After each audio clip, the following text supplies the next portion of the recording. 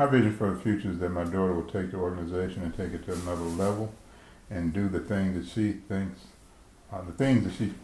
are possible, and those things that she has been led to do creatively, and then interact with other people that have a creative vision, and just like we did, we were surrounded by people, not only actors but directors and visual artists and poets and you know just a lot of different kinds of artists. So we were constantly getting feedback from these folk, and then coming up with different ideas. And so that's what I wish for her. So that is the future of this organization, I believe. That will sustain the organization and keep it going. Those creative minds working together to move forward. And it's not I, it's not me. It's everybody giving their point of view. Everybody having a vision and being able to work together. And I think that when you look at that, to always, and she says this to me, have your hand open and not closed. Have your mind open and not closed. I can remember when we met Ethridge Knight. Oh my goodness. He was just a phenomenal artist. Mm-hmm. But as an individual, it was a little different. However, he was so open. He said, I will give you everything I have, but in return, you have to give me everything you have. In other words, you have to be as open with me as I am with you. And we really didn't realize what that meant until, things happened in our lives. But I can remember, we would have these workshops. And we were thrown out of places because of Ethridge, but we were accepted into places because of Ethridge. And I just remember this one time there was we were at the University of Memphis, and they said, no smoking. And Ethridge had this cigarette, and he pulled the cigarette out while he was reading his poetry, and he just smoked and just let it hang there. And we were going, Ethridge, you can't do that. You can't do that. We kept looking at it. So we're going to be thrown out of the university. And he just sat there and smoked. And what he let us know is, yeah, you can't smoke, but I can. And it's not that he wanted to just show us that anything and everything is possible. Yeah. But you have to be willing to go out on that limb and sometimes be thrown out. Sometimes be willing to say, okay, well, no, you can't do this. But he showed us more what you can do. Right. He read poetry on buses. And we had the Free People's Poetry Workshop. Man, we went everywhere. Bill's Twilight Lounge was our regular hunt. I think it was on Tuesday nights where we read poetry.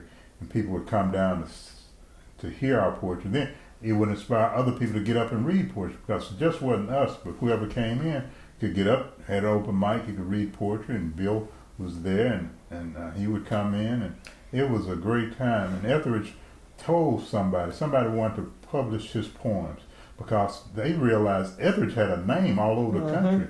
And so they said, we want to publish a poem. Ethridge said, okay, well, if you want to publish my poems, you got to publish theirs too.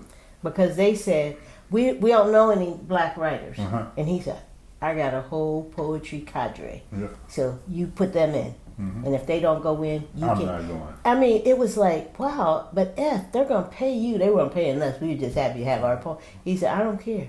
He said, these young poets go in. He said, I've already reviewed their work. I know what they can do. I've seen it. I've heard it. I've critiqued it. It's ready. And it was like, man, Eth, you do that for us? Yeah.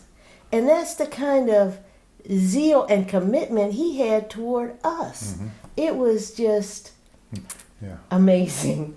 It was amazing. And so as a result, we got an opportunity to compile a script dealing with his work. There was a woman who had even done her PhD using his work, because he dropped out of school in the 9th grade.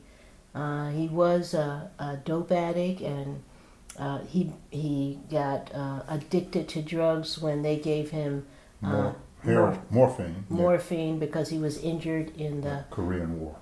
So he just never got off of it, and then he was robbing somebody, and he was sent to Indiana State Prison for 10 years. And then the poet laureate of Illinois, Gwendolyn Brooks, came and did a workshop, and she saw his work. He started writing poetry, started reading dictionaries, and he became the prison poet. And as a result, he said somebody had told him to come to our house, that we were young writers.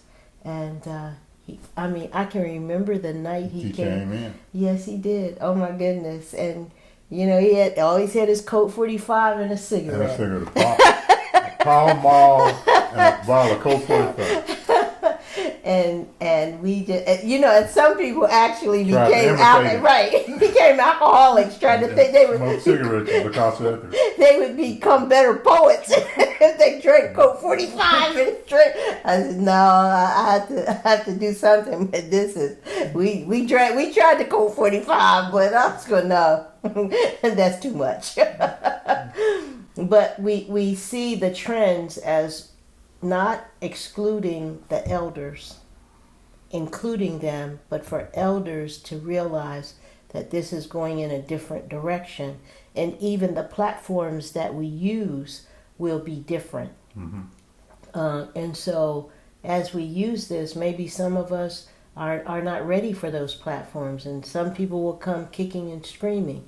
But remember this, that there will always be room for live theater, live work, but we have to make room for this new platform and let it thrive and grow as well.